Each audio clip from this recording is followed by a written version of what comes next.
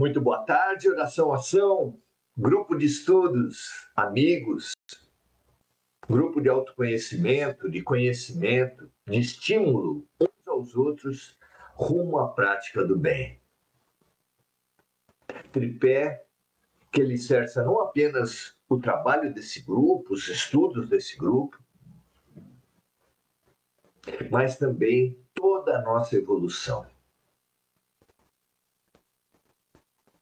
Experimentemos, na prática, se esses três princípios não realmente consubstanciam, sintetizam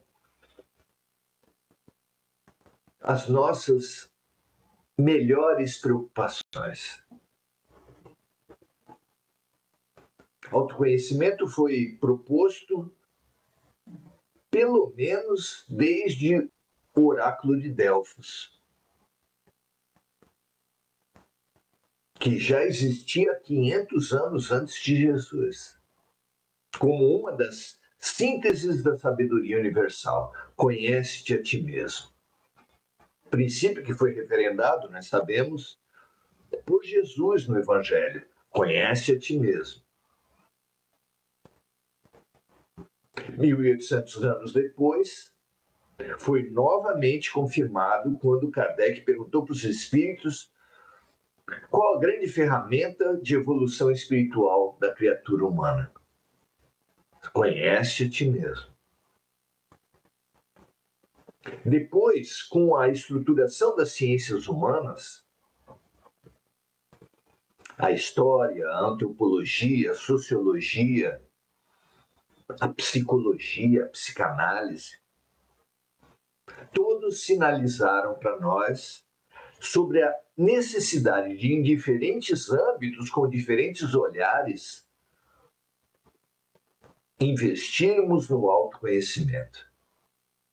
Será coincidência? O que vocês acham?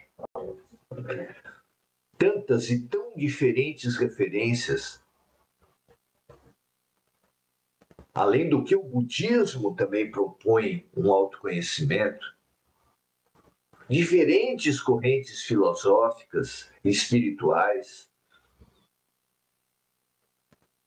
É uma confluência muito grande para essa necessidade do autoconhecimento, para a evolução espiritual, para a realização, para a felicidade.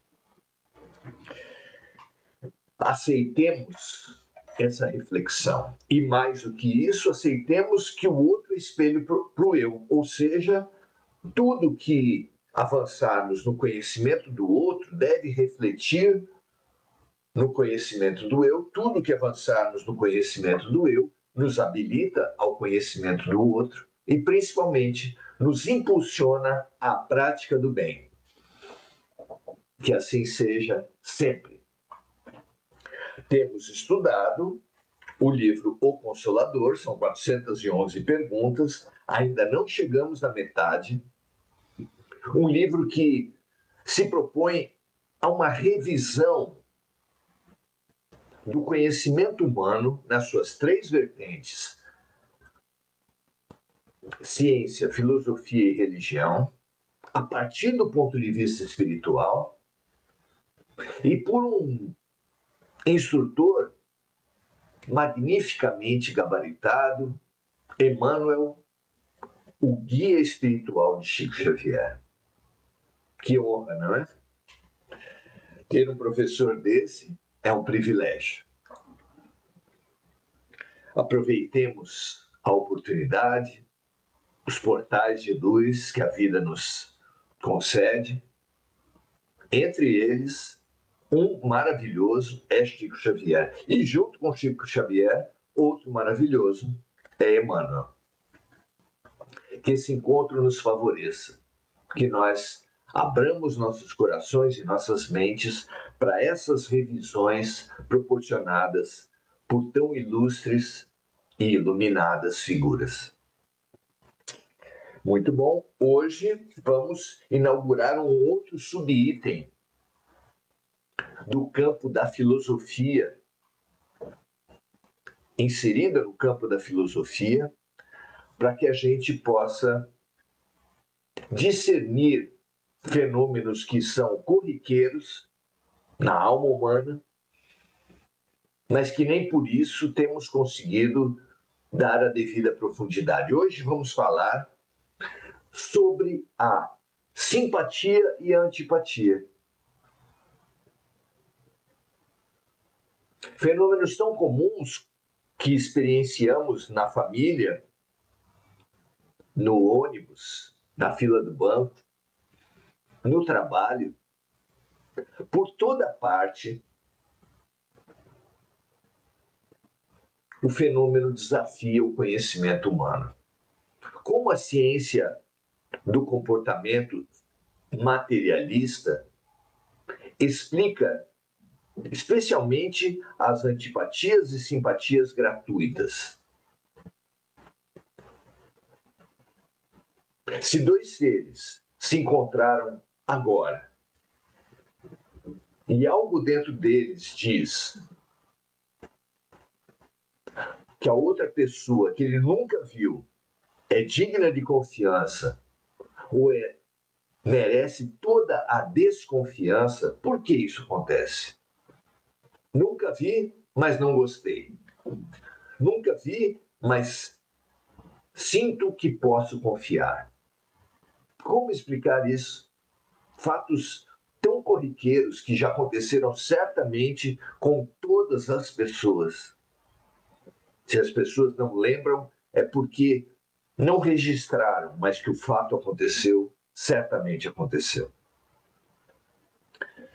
Vamos estudar isso? A pergunta é a pergunta número 173. E está redigida da seguinte forma: como devemos entender a simpatia e a antipatia?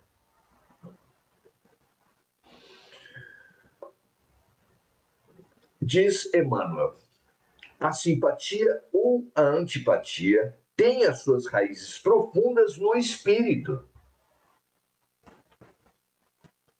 na sutilíssima entrosagem dos fluidos peculiares a cada um.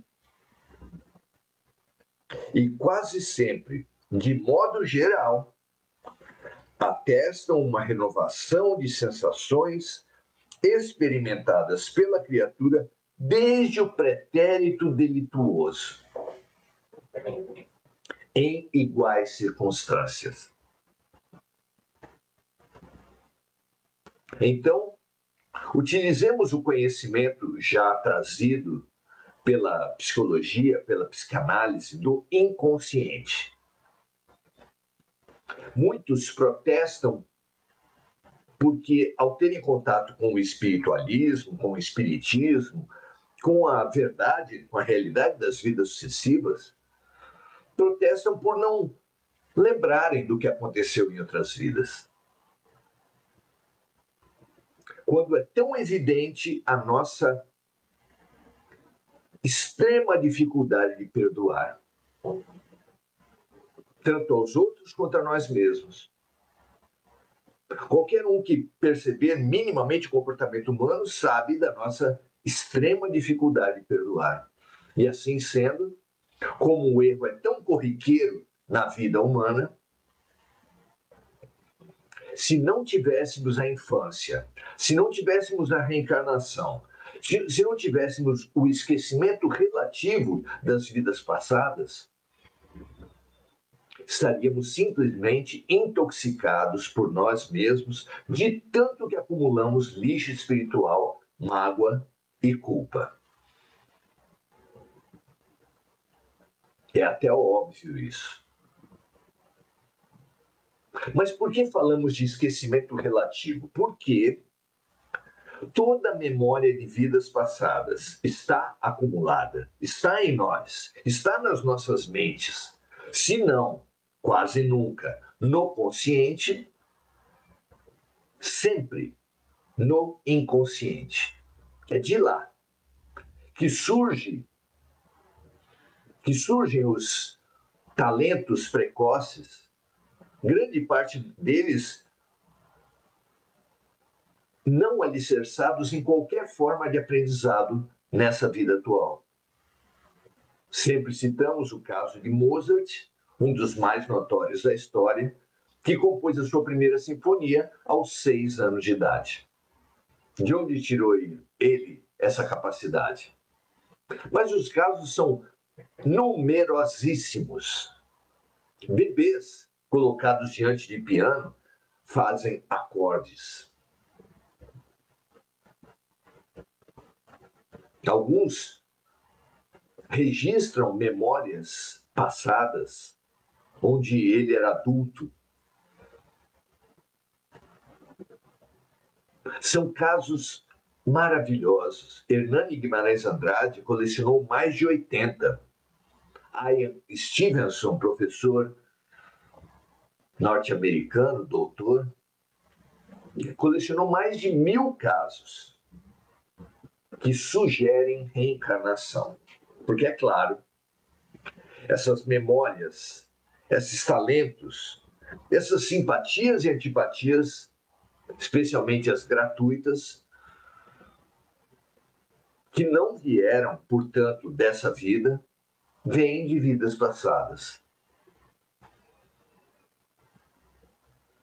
E isso é até evidente para qualquer um que reflete sobre o fenômeno. Continua Emmanuel dizendo o seguinte: devemos, porém, considerar que toda antipatia, aparentemente a mais justa, porque há antipatias que você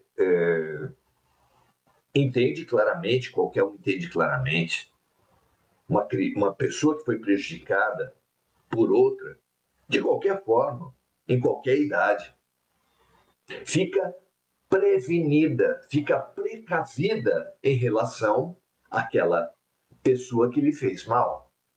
É instintivo, é um instinto de defesa. Ainda que cause bloqueios na sua vida.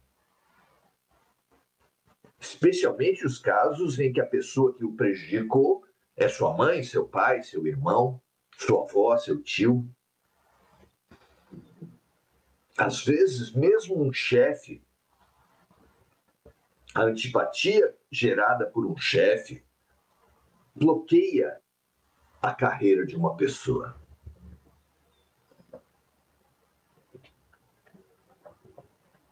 Então, aqui, Emmanuel fala da antipatia mais justa, para dizer o seguinte: devemos, porém, considerar que toda antipatia aparentemente a mais justa deve morrer para dar lugar à simpatia que edifica o coração para o trabalho construtivo e legítimo da fraternidade. Surge em nossas mentes, a partir da chave espiritual fantástica que é a consciência de termos 2 eus dentro de nós e 7 corpos espirituais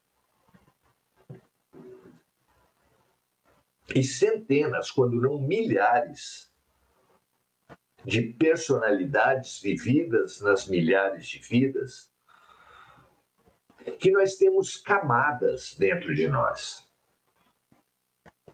Se você preferir, máscaras sobre máscaras, eus sobre eus.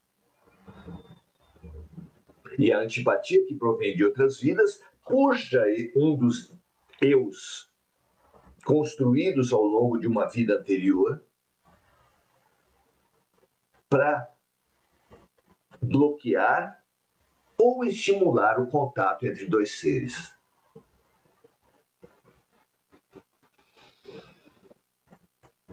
Fenômeno que merece o nosso estudo. Então, uma situação qualquer, às vezes a mera presença da outra pessoa com o seu campo energético, quando entramos em contato com uma pessoa estranha, essa presença, esse campo vibracional da pessoa, que é uma espécie de identidade, uma impressão digital, espiritual ou energética, serve de gatilho, puxa do nosso inconsciente a memória que estimula a confiança ou a desconfiança em relação à pessoa. A simpatia ou a antipatia. Que o povo pode chamar de gratuita, mas que não tem nada de gratuita. Porque de graça, à toa, por acaso, nada acontece no comportamento humano. Tudo tem uma explicação. O acaso é só uma palavra com a qual se pretende explicar sem dar explicação alguma. Porque todo efeito inteligente tem que ter uma causa inteligente. Ninguém conversa com uma porta, uma parede, uma pedra, porque uma pedra, uma parede e uma porta não podem responder para ninguém. Se temos um efeito inteligente, um efeito comportamental, que assola nossas mentes, quando vemos um piano, quando vemos um instrumento, quando vemos uma algema, quando entramos no mar, quando vamos ao alto de um edifício,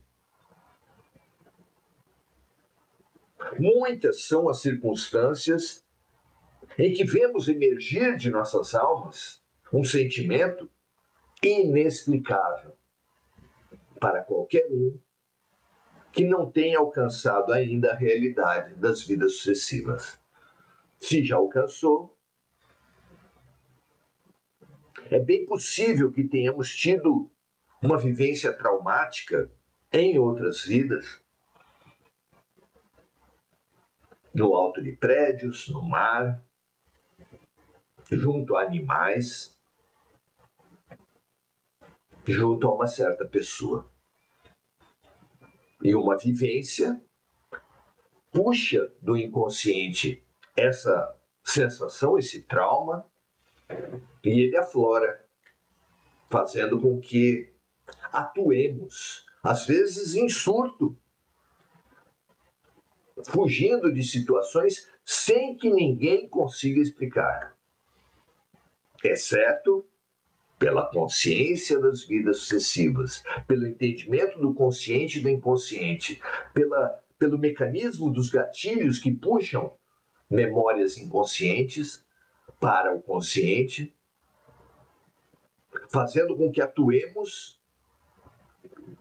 E até tem uma expressão saborosíssima que as pessoas usam nessas ocasiões e falam: rapaz, eu me desconheci.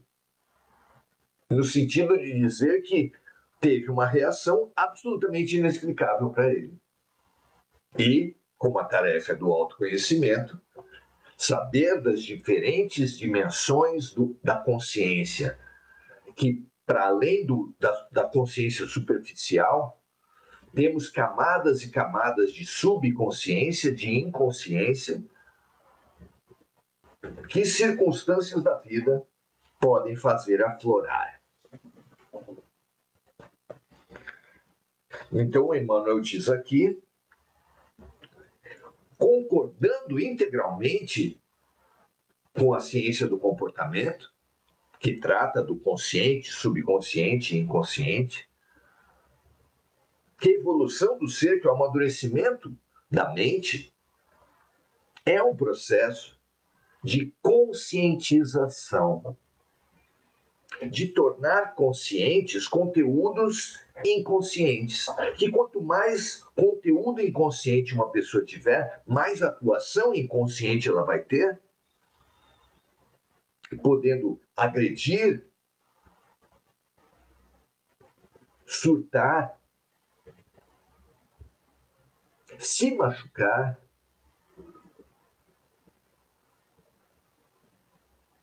pela eclosão desses conteúdos inconscientes. Para a pessoa que não se observa, para a pessoa que não adquiriu a fundamental referência, a fundamental ferramenta da constante autoobservação,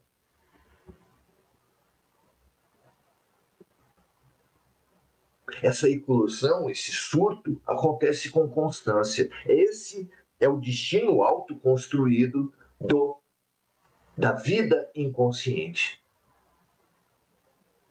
A pessoa vive num trem fantasma, de susto em susto. Podemos encontrar uma metáfora, uma comparação com a questão da saúde física. Que a pessoa que não, por exemplo, a mulher que não faz o autoexame do seio, poderá ser tristemente surpreendida por um nódulo grande, enquanto que aquela que faz diariamente o autoexame, sem prejuízo das mamografias mais espaçadas, irá encontrar, caso ocorra um nódulo cancerígeno, irá encontrar esse nódulo em estágios muito iniciais, fazendo com que o tratamento seja muito menos impactante, muito menos dolorido.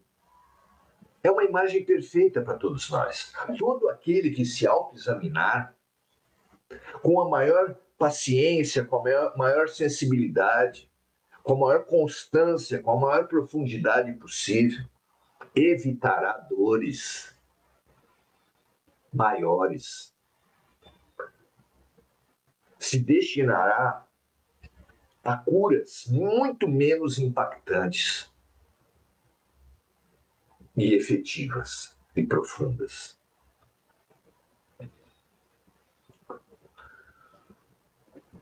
Santo Agostinho, na questão 919 de O Livro dos Espíritos, ele propõe exatamente isso. Na 919, os Espíritos falam do autoconhecimento. Na 919A, complementando a resposta do autoconhecimento, Agostinho nos sugere que façamos como ele fez quando esteve entre nós, dizendo que passava em revista todo o seu dia. Ao final de cada dia, passava em revista o que lhe aconteceu, analisando se aproveitou as oportunidades, se há conteúdos, aprendizados, nos fatos que ele viveu e que ele não conseguiu extrair, se há reparações a serem feitas, programando-se já para o dia seguinte. Autoconhecimento é muito importante. E aquele que se acostuma a se observar, no dizer do Evangelho, Jesus inúmeras vezes nos conclamou a vigilância. Foi essa palavra que foi escolhida pelos tradutores. A autovigilância é totalmente compatível com a ideia da autoobservação, do autoconhecimento. Aquele que pratica a autovigilância, não se analisando apenas no dia 31 de dezembro de cada ano, não se analisando apenas no aniversário, não se analisando apenas no velório de um ente querido, ocasiões em que tradicionalmente somos convidados a essa reflexão sobre os rumos que temos imprimido em nossas vidas. Não. Todos os dias. Quem fizer isso todos os dias se capacitará a fazer a cada momento, e já não após as decisões tomadas, mas antes mesmo. Veja que maravilha.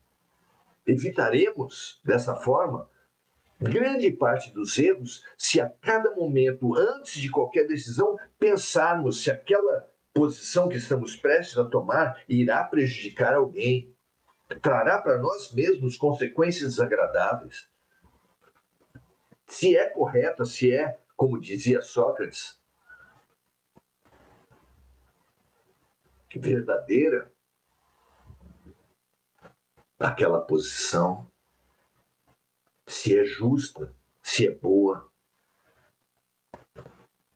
Bem-aventurados aqueles que refletirem sobre seus atos, suas decisões, sobre as coisas que chegarem a ele, porque será uma pessoa que viverá em consciência, com cada vez mais autoconhecimento, conhecimento da vida. É a isso que somos estimulados a partir dessa pergunta sobre simpatias e antipatias. Especialmente por esse parágrafo final, onde Emmanuel nos diz que toda simpatia deve morrer para dar lugar à simpatia. Porque, como pessoas examinadas no raio-x e pessoas examinadas ao olho humano veremos todos muito diferentes, com idades, raças, sexos. Mas ao raio-x seremos todos muito, muito, muito semelhantes. Metáfora para entendermos que, na aparência, somos todos muito diferentes, mas na essência espiritual, somos ainda mais semelhantes do que no raio-x humano, que ainda diferenciará os seres pelo sexo, pela altura, pela idade. Nós, em profundidade, somos espíritos, sem sexo, sem idade, sem raça. E nessa profundidade espiritual, temos uma simpatia total. É lá no fundo de nós que nós somos deuses, como disse o profeta e repetiu Jesus. Lá no fundo, no mais fundo de nós, que no Oriente se chama de corpo átmico, que na revelação kardeciana se fala do espírito em si, que alguns se referem como a fagulha divina. Nessa fagulha divina, onde somos deuses, onde o Namastê diz que o Deus em mim respeita, considera e ama o Deus em você, há essa simpatia total. As antipatias são superficiais. Toda simpatia é profunda. Evolução é fazer, como diz aqui Emmanuel, morrer as antipatias, as superficialidades, alcançando cada vez maiores profundidades, nossas e nos outros. Não é um convite lindo?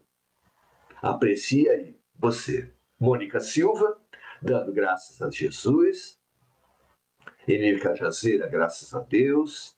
Adelaide Dias, dando seu boa noite. Rosângela Hautmann, dando boa noite de Campinas. Muito bom ter você aqui, Rosângela. Que bom que deu certo para a gente estar junto. Mônica Silva, saudando amigos desencarnados e encarnados, que todos eles recebam o pão que vem de Jesus multiplicado pelo compartilhamento generoso. Vibrando também pela paz mundial, pelas vítimas dos desastres pelo mundo, e dando seu boa noite, assim como Enir e Andréia. Vejam, amigos e amigas, sempre compartilhem tudo o que vocês entenderem que pode ser consequente, que pode ajudar na vida e na compreensão das pessoas. Paz e bem para todos. Amanhã estaremos juntos novamente, domingo também, às 17h30, amanhã às 18h. Paz e bem, namastê, tudo de bom para vocês. Até a próxima.